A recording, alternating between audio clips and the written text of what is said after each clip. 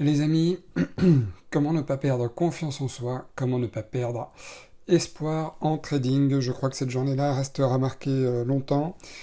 Je crois même qu'une journée même comme ça, j'ai pas eu en 2020, je n'ai pas eu ça. Je viens de me prendre une petite douche là pour décompresser un petit peu. C'était une journée vachement difficile. J'ai fait un peu tout de travers, on va dire. Euh, je suis rentré où il fallait pas. J'ai commencé par me tromper par une taille de position qui n'allait pas. Et en plus, avec le mauvais sens, euh, certaines positions, j'étais à deux doigts de me faire exécuter avec un beau bénéfice, mais non, c'est repassé, ça m'a stoppé. Donc, comme vous connaissez, je ne vais pas perdre trop de temps, on va aller tout de suite sur les graphiques et restez bien jusqu'au bout de la vidéo parce que vous verrez que je pense qu'il y aura quelque chose que vous pourrez retenir pour votre trading à vous. Donc, on se retrouve dans une seconde.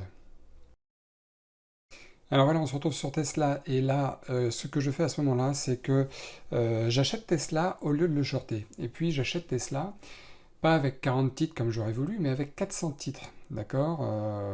J'achète Tesla avec 400 titres. Et là, je me dis, il y a quelque chose qui va pas. Je me rends pas tout de suite compte qu'il y a un problème au niveau de la taille, mais je me rends compte en regardant le montant à gauche, là, qui est explosif. En quelques mouvements, je suis à plus 100, moins 100, moins 180, vous voyez, moins.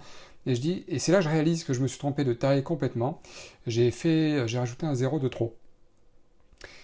Et là où j'avais il y a encore 20 secondes de ça, le temps de sortir avec euh, une perte minime, voire rien du tout de perte, au lieu de ça, vous voyez, je suis en train de perdre un montant astronomique. Et là, je me dis, mais il faut que je coupe ma position. Alors, je prends ma souris, vous voyez, je bouge le truc.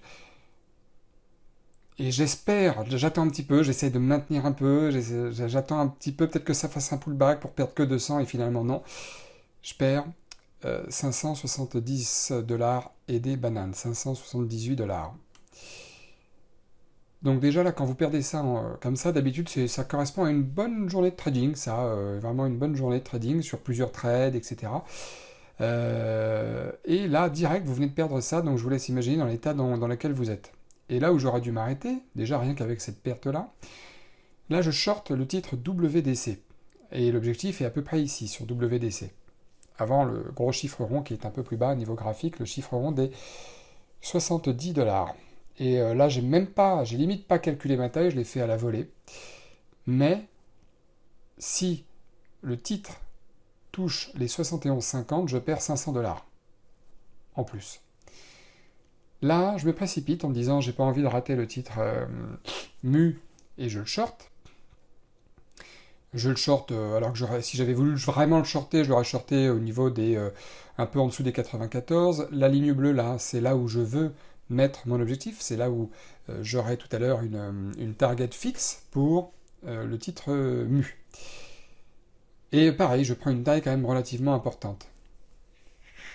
Là, je vous remonte Tesla, complètement écœuré de ne pas avoir attendu une minute de plus. Mais en même temps, si j'avais attendu une minute de plus, vous voyez, je suis sorti ici.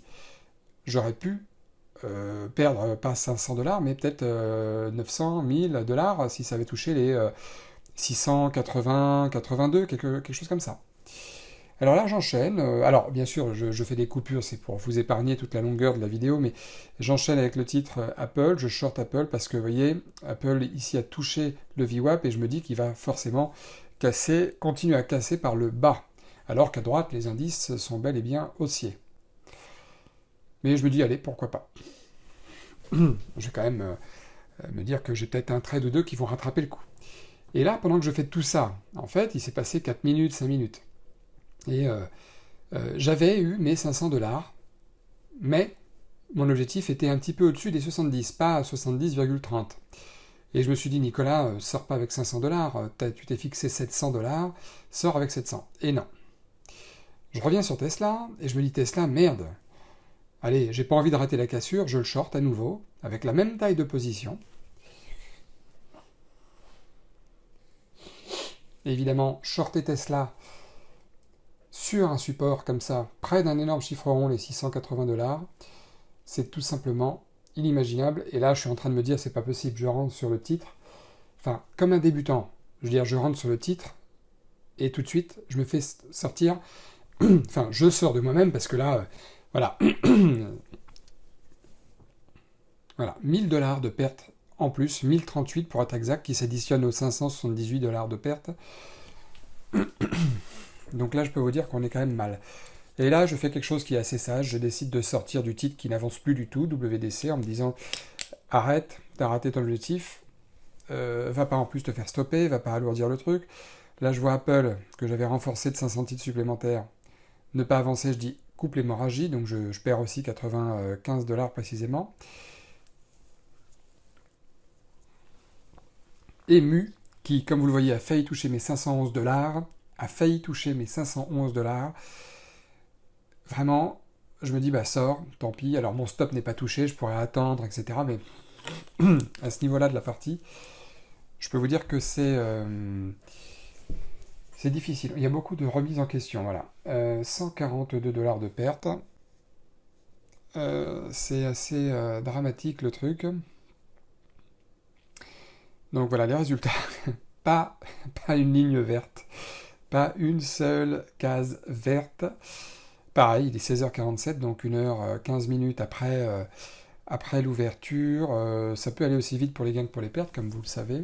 Mais tout a commencé avec cette erreur sur Tesla. Et alors, je vais vous montrer bien entendu le résultat global de cette journée. Voilà, 1439 $ de pertes. Ce qui correspond à une bonne semaine de trading pour moi habituellement.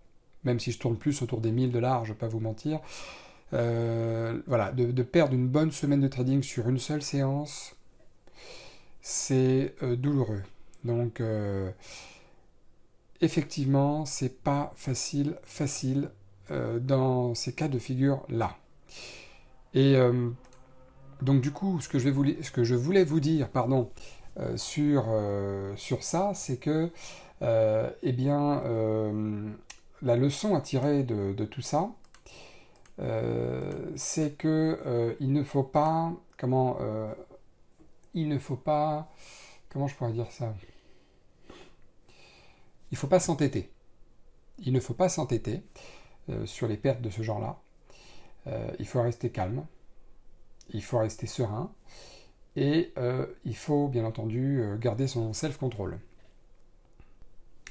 Bon, en vérité, c'est pas vrai, j'ai pas fait du tout 1400 $ de perte, c'était le 1er avril et j'avais envie de vous faire un petit fun. La personne qui m'a donné l'idée, vous voyez en haut à droite, Paper Trading, c'est le compte Paper Trading. Il m'a dit, il se reconnaîtra, tu devrais faire une vidéo comme ça. Des fois, il faut se détendre aussi en trading, et c'était le cas aujourd'hui. Regardez ici, là aussi pareil, on va marquer Paper Trading. Donc bien sûr, la leçon à retenir surtout, c'est qu'évidemment, il faut garder ces mêmes tailles de position de manière régulière et les augmenter que petit à petit. C'est très très important. J'ai fait sinon par ailleurs une bonne journée de trading avec seulement 330 $ de gains.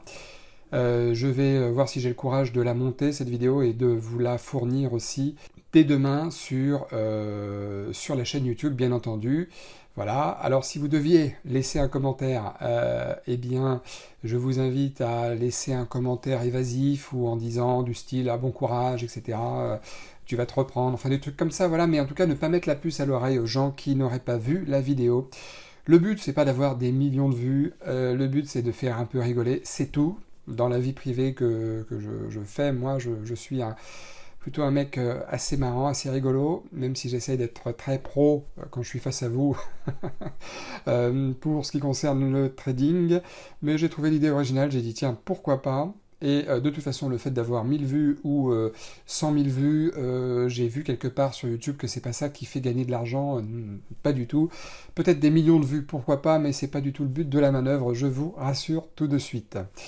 Bon, en attendant, si la vidéo vous a plu, en tout cas, n'hésitez pas à mettre un pouce, et puis abonnez-vous si ce n'est pas encore le cas, parce que sachez que, bien entendu, à part cette journée un peu originale aujourd'hui, je fais évidemment toutes les semaines des vidéos de trading réel, des vidéos de trading de contenu aussi, et puis si vous avez envie d'en apprendre plus, eh bien n'hésitez pas à visiter mon site, Nicolas Pomarède. En attendant, passez une excellente journée, bon mois d'avril à tous, bonne fête de Pâques également, et puis moi je vous dis à très bientôt pour de nouvelles vraies vidéos. Bonne soirée à tous, ciao.